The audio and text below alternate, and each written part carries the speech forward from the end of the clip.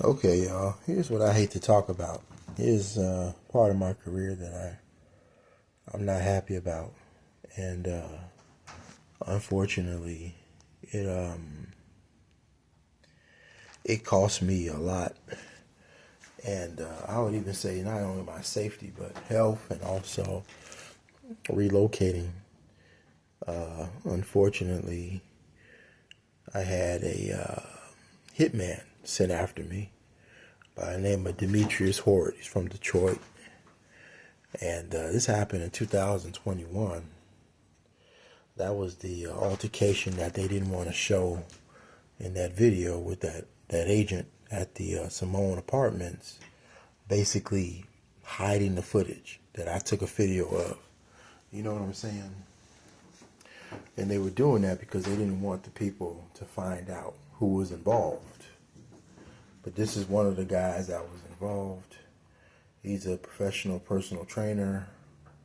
He worked for Hollywood as a hitman, and he was also a wrestler and a fighter.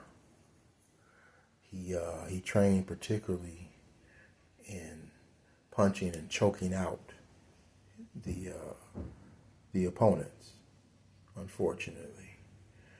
And he died in Skid Row, downtown LA at the Simone Apartments. Okay, you see the case number there, 2023. Okay, his full name, Demetrius Marcellus HORRIDE.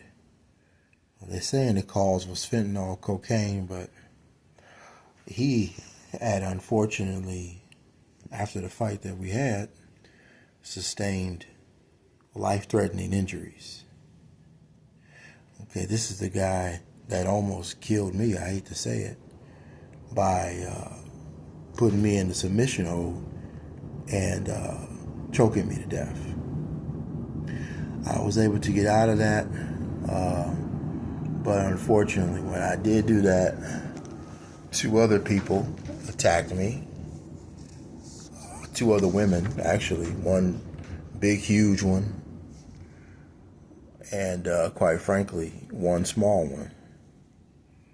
Okay, and you could tell he worked for Hollywood. He was famous because they put him in the Hollywood LA news, and that's what I have here. I have the case number that says Rip Demetrius HORRIDE. If they didn't care about this guy, he wouldn't have been in there. You know what I'm saying? I'm just telling it like it is. Okay. And, you know, they typically send guys like this.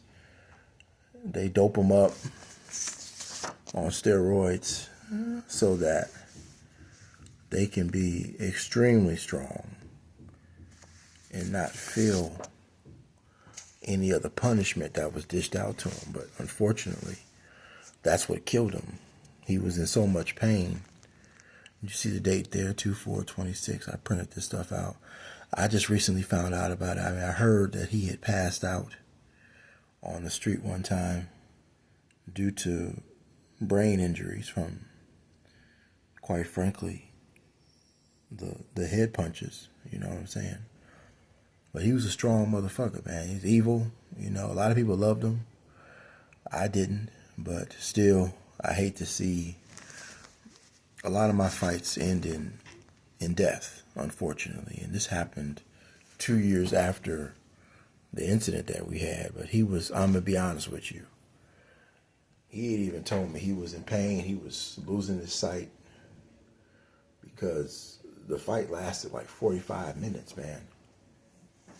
No bullshit, bro. I mean, when I tell you the truth, 45-minute fight, and I was sick. I was sick as a dog. I'm glad that God gave me the strength because I would have been dead before that. I'm just being honest with you. I was so sick, man, and it shows you how the enemy works. Here's his Facebook page. That was him when he injured his hand when he was training. I hate to say this, he was training to take me out. And he got his hand injured one time. He was fighting some type of professional guy. But, yeah, this is just a little bit of the stuff that And I kind of hate talking about this stuff because it's, you know, quite frankly, it was just an evil setup there from the jump. But, you know, he sustained too many punches, and that's what really killed him. He was taking drugs to not only get stronger, but also so that he could sustain punishment. You know, the injuries that were caused, it helps to heal you up faster. You know what I'm saying? I think that they took him out too because he knew too much. You know what I'm saying?